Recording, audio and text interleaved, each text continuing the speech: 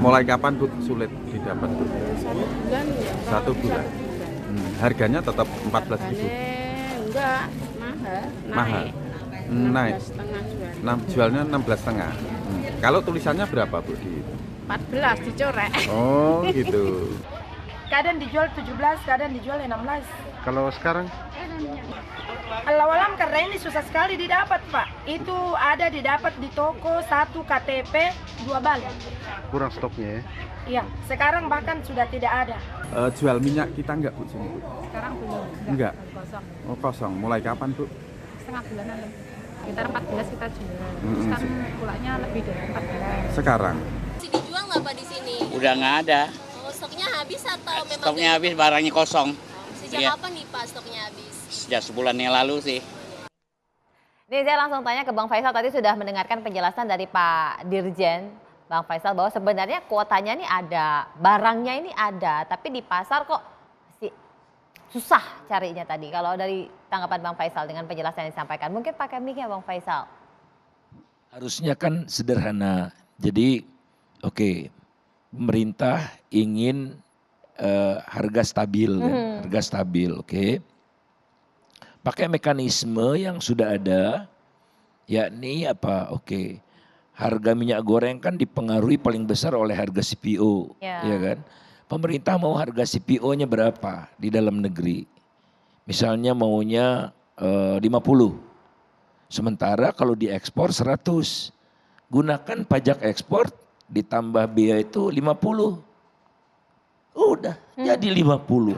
Nggak harus DPO, nggak harus DMO karena kebijakan yang bersifat kuantitatif ya. Ini kan larang, kuota, segala macam itu niscaya akan banyak menghadapi ruangan gelap dan banyak setannya.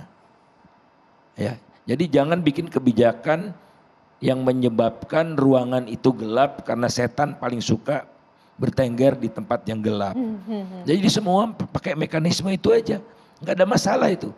Nah, uangnya pemerintah bisa dapatkan, harga CPO di dalam. Kemudian tidak boleh ada perbedaan antara harga minyak, harga CPO untuk pangan dengan harga CPO untuk biodiesel, nggak boleh. Masa satu barang yang sama harganya jauh berbeda? Itu ya istilah agamanya barangkali haram itu. Ya, haram itu. Ya, satu barang yang sama jadi disekat gitu pasar. Kalau kedua itu jalan, insya Allah kita tidak perlu DPO, tidak perlu DMO, semua pakai rasional lewat mekanisme pasar yang transparan.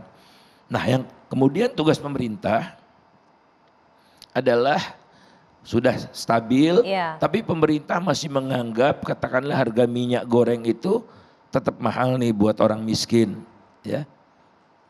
Maka puluhan atau bahkan berpotensi ratusan triliun yang didapat dari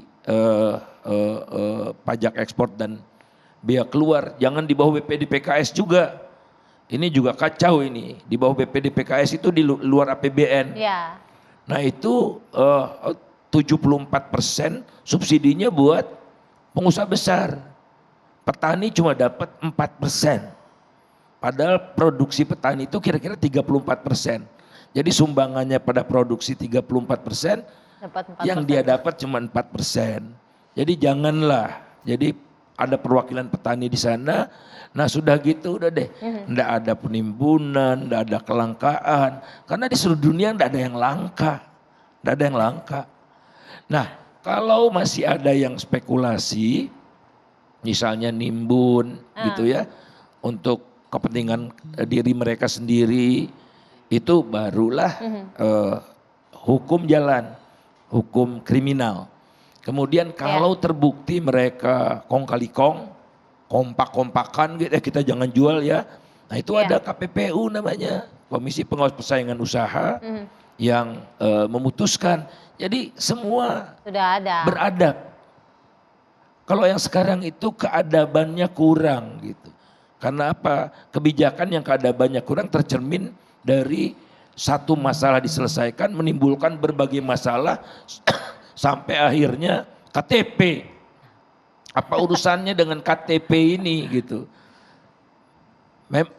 Saya bisa pinjam KTP orang segala macam. Jadi absurd gitu buat pedagang itu ngerepotin, ngecek KTP lagi kayak ke bandara kita check in gitu kan. Ini urusan minyak goreng gitu. Jadi mbok ya ngelola negara ini yang mutu dikit lah gitu.